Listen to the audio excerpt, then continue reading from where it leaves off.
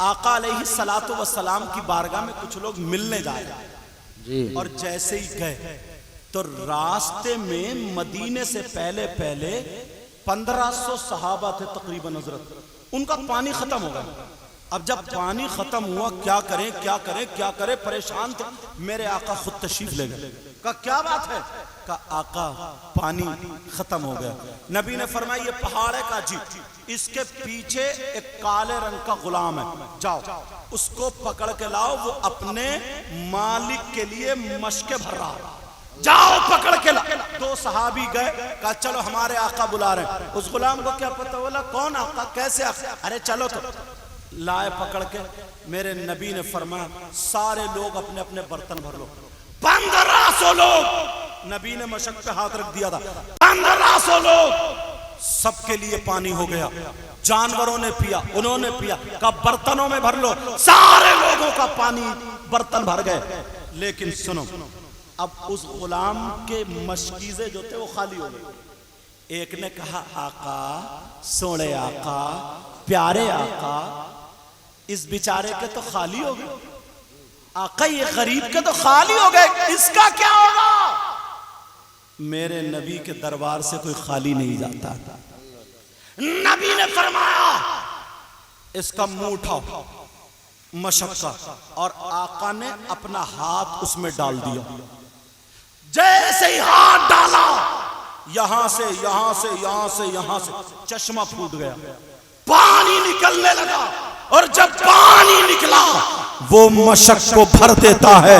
جیسے ہی مشکیزہ بھرا، اب وہ دیکھنے لگا، کبھی نبی کو دیکھے کبھی ہاتھ کو دیکھے۔ وہ کالا غلام دیکھ رہا، کہنے لگا من انتا، آپ کون ہیں؟ وہ بولے انا محمد الرسول اللہ، میں محمد اللہ کا رسول ہوں۔ وہ دیکھ رہا، کبھی ہاتھ کو دیکھے کبھی نبی کی ذات کو دیکھے، کبھی مشق کو دیکھے کبھی نبی کے مقدس چہرے کو دیکھے۔ وہ کہہ رہا یہ کون ہے؟ ارے ان کے ہاتھ سے پانی نکلا۔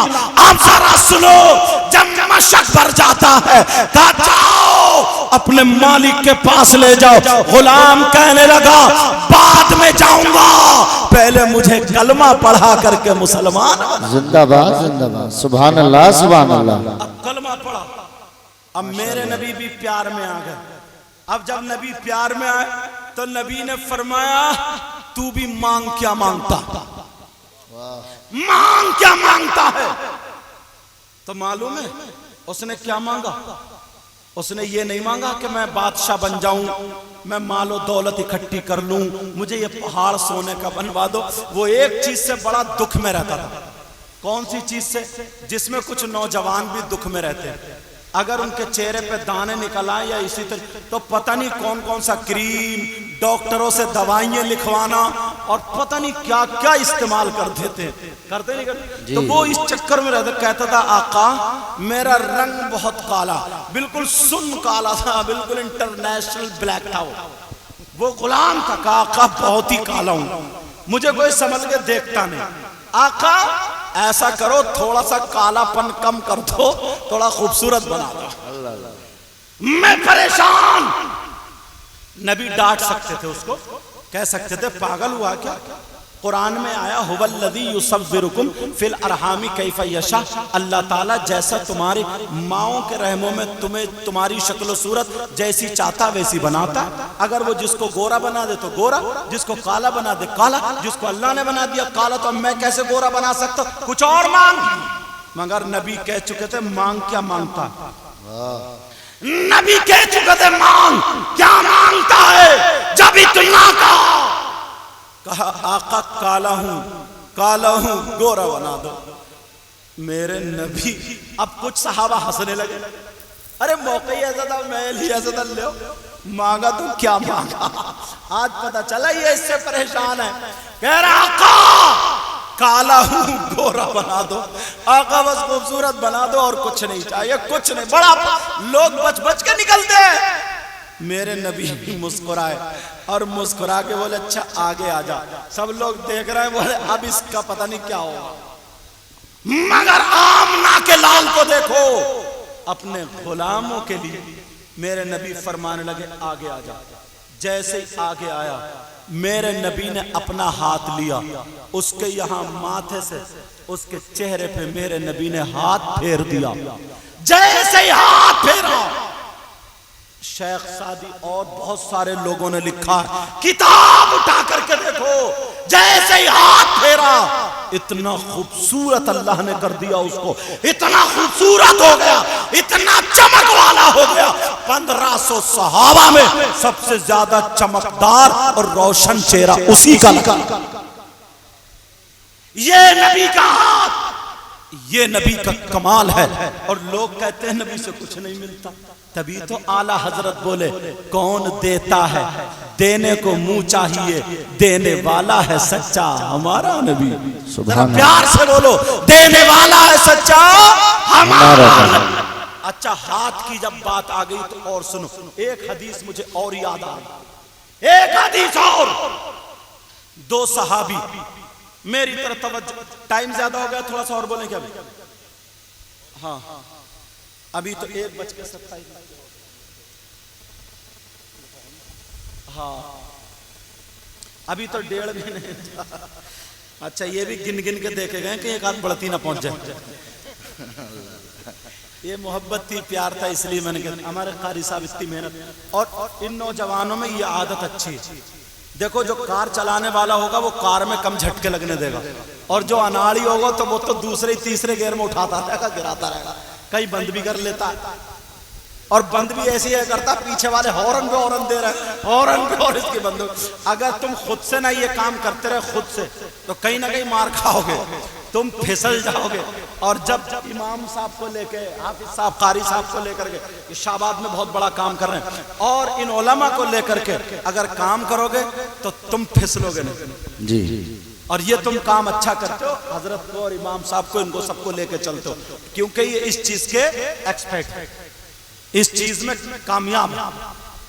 اب اگر میں میک چلانے بیٹھ جاؤں، سمجھے، تو مجھ سے میک چلے گا، اور اگر انہیں تقریر کرنے بٹھا دوں تقریر ہوگی نہیں ہوگی، جس کا جو کام تھا۔ اب سنو، میرے نبی کی بارگاہ میں 2 صحابی گئے، اور جیسے ہی 2 صحابی پہنچے، اللہ، رات تھی، اپنی باتیں کرتے رہے، اپنی باتیں کرنے کے بعد حضرت کالی رات،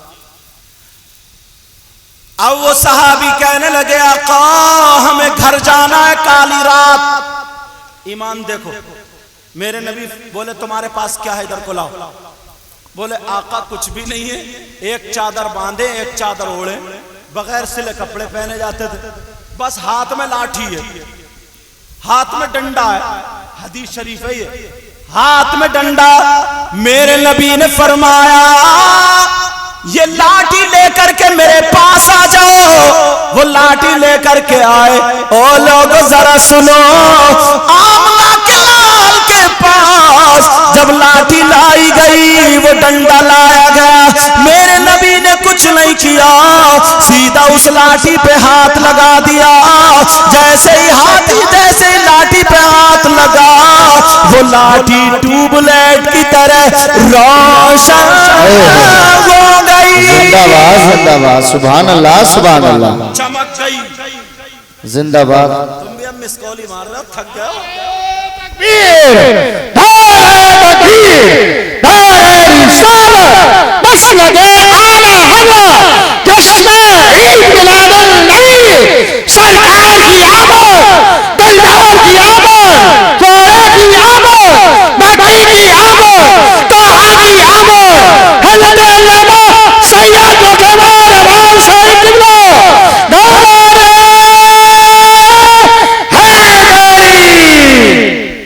کیا بات ہے، میں سمجھا پنکھے میں زیادہ ٹھنڈے ہوگا تم بھی۔ اب وہ لاٹھی چمکنے لگی، بریلی کے امام بولے چمک تجھ سے پاتے ہیں سب پانے والے، ذرا پیار سے بولو، چمک تجھ سے پاتے ہیں سب پانے والے، اور میرا دل بھی چمکا دے چمکانے والے۔ اب انہوں نے وہ لاٹھی لی، اور لاٹھی لے کر کے وہ صحابی چل دی. اب روشنی میں جا رہے ہیں. آج کے ہوتے تو لڑ گئے ہوتے, یہ کہتے ہیں میری لاٹھی ہے میں لے جاؤں گا, مگر اب چورایا آیا, ایک کا گھر ادھر اور ایک کا ادھر. اب دونوں کو چالا, اگر دائنی طرف والے وہ لاٹھی لے جائے بائیں طرف والے اندھیرے میں, اور اگر بائیں طرف والے لے جائیں تو دائنی طرف والے اندھیرے میں. اب کیا کریں, اسے توڑ بھی نہیں سکتے کہ آدھی تم لے جاؤ آدھی ہم لے جائیں. مگر صحابہ کا ایمان دیکھو, صحابہ کا عقیدہ دیکھو, صحابہ کا ایمان ذرا چیک کرو. وہ صحابی رسول کا ایمان یہ تھا, انہوں نے کہا او بھائی تمہاری لاٹھی پر نبی کا ہاتھ لگا ہے تو یہ لاٹھی بابرکت والی ہو گئی, ایسا کرو اس کو توڑو مت. وہ بولے تم لے جاؤ, وہ بولے تم لے جاؤ, بولے نہیں ایسا کرو اس لاٹھی کو ہماری لاٹھی سے ٹچ کر دو. انہوں نے دوسرے کی لاٹھی سے ٹچ کیا. حدیث موجود ہے جس لاٹھی پہ نبی کا ہاتھ لگا تھا وہ تو روشن ہوئی تھی, مگر وہ لاٹھی دوسری لاٹھی سے ٹکرائی تو ان کی لاٹھی بھی چمکنے لگی. تبھی تو بولے میرا دل بھی چمچا دے, چمچانے والے برستا نہیں, دیکھ کر اب رحمت بدوں پر بھی برسا دے برسا دے. نعرے تکبیر, نعرے رسالت, نعرے حیثیت, مسلک اعلی حضرت, بستی بستی کریا کریا, علم کا دریا, فیض کا دریا, حضرت علامہ سید القمر امان شاہی قبلہ زندہ باد زندہ باد. آقا علیہ الصلوۃ والسلام پوری زندگی نہ اگر بیان کرتے جاؤ, جس پہلو کو بھی اگر اٹھا کر کے دیکھ لو, جس پہلو کو بھی, تو وہ ایک الگ نظر آتا ہے, وہ ایک الگ نظر آتا ہے. کسی بھی پہلو کو اٹھاؤ یار ان کی طرح کسی کا وہ پہلو ہو ہی نہیں سکتا. جب میرے آقا پیدا ہوئے تھے